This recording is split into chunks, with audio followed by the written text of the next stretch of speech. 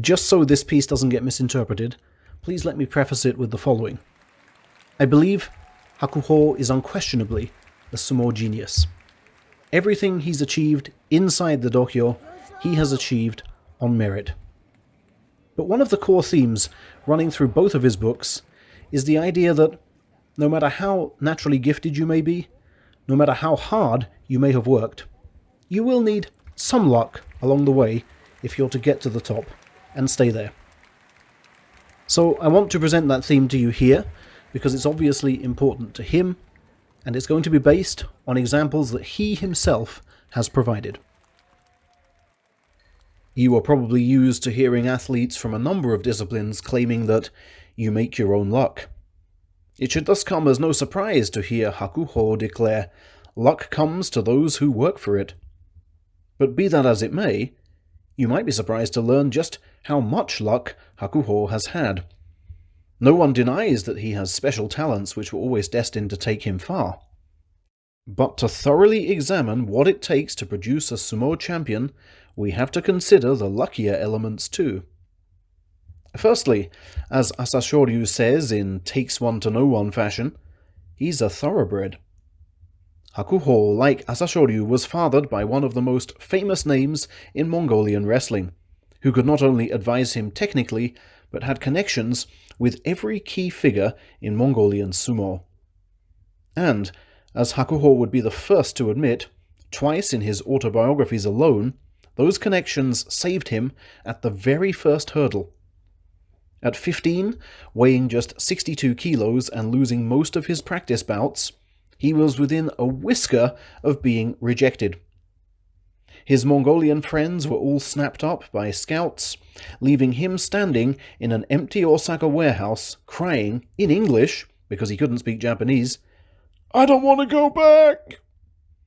Only a last-ditch phone call to childhood acquaintance Kyokushuzan set in motion the events that saw him recruited, very reluctantly, by Miyagi-no stable. Once he got inside pro sumo, Kyokushuzan and stablemate Kyokutenho actively tried to lift his spirits, taking him out to swanky establishments most junior wrestlers never get to sample. That level of emotional support was priceless. Secondly, how many sumo wrestlers can say that not only one, but two of their childhood acquaintances went on to become yokozuna? Hakuho can. In his childhood and early teens, his home welcomed both the future Asashoryu and Haruma Fuji. He felt close to them. They talked to him in his living room, ate food off his own family's plates. He was used to watching them wrestle and thinking, I could do that. At least with practice I could. The chance to watch them and speak to them at every stage of their wrestling development was also priceless. Thirdly, how many wrestlers can say they were promoted from the 9th rank of Division 3 to Division 2 without winning all of their bouts? Outside those who benefited from half the 2nd Division being fired over match fixing in 2011, precious few. In November 2003, Hakuho deemed his own promotion chances to be dead in such a situation, until, as he puts it, fortune really favored me. That tournament marked the end of the so-called public injury system, which allowed wrestlers injured on the tournament dohyo to withdraw, but keep their rank for 2 further tournaments. To decrease the chances of those injured salaried wrestlers suddenly dropping to unsalaried level, sumo chiefs enlarged the top 2 divisions, creating 2 extra places in each. That effectively made 4 extra salaried slots for the likes of Hakuho, who adds, and the retirements of Musashi Maru and Aogiyama in Division 1 opened up 2 further spots. And as if that wasn't lucky enough, Ama and Tokitenku, the 2 guys heading up Division 3, both posted scores of 3 and 4 and missed promotion by just 1 bout, Tokitenku losing his final match, and Ama losing his final 3. Only this freak combination could bring about my 2nd Division promotion at that time. To be spared even 1 extra tournament in the hyper-competitive upper reaches of Division 3, with everybody scrapping for that salaried rank, is huge for any wrestler. Think of the many fine men who have gotten stuck there. Naya, the latest on the long list. When we remind ourselves of Onogawa's observation that breaking records requires a lightning-fast ascent through the ranks at a young age, we can see how crucial Hakuho's quick promotion was.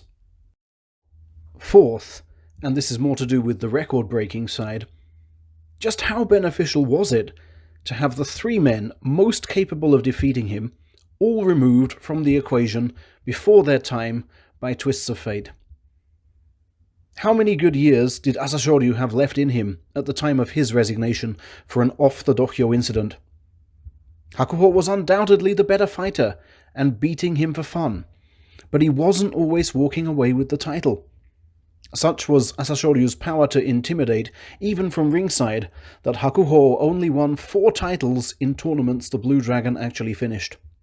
Once he was gone, as Chiyonafuji wrote, he simply needed to turn up to win. That was back in 2010. Obviously, over the coming years, further rivals rose up to challenge Hakuho. But look what happened to them. How much further resistance could Haruma Fuji have provided had he not resigned over another off-the-dohyo incident, at which Hakuho was himself present and likely complicit, but not punished in the same way? How much further resistance might Kisena Sato have provided, had he not been permanently weakened by an injury sustained in just his first Yokozuna tournament? Had these 3 men been able to continue in perfect health, I don't doubt that Hakuho would have led their head-to-heads.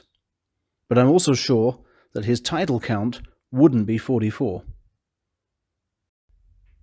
I stress, just as fervently as the man himself, that Hakuho has become the best on merit. Were he not to marvel over his own luck, I wouldn't even pursue the topic. But I'm pleased that he draws our attention to it, really. Because when we hold Hakuho up as an example for the sumo stars of tomorrow, we need to highlight that there are some core elements of his setup, his environment, they will be unable to replicate, right from day one. And knowing exactly what they cannot replicate helps them know exactly for what they must compensate. If their father is not a wrestling great, if 2 of their current friends aren't Yokozuna material, if they don't have top division friends from other stables who can take them out and sustain them spiritually in their early days as a pro, if they can't depend on bumper promotions based on once-in-a-generation reorganizations, how are they going to get around that? The youngsters seeking to emulate him, and those who coach them, must work on finding those answers as early as possible.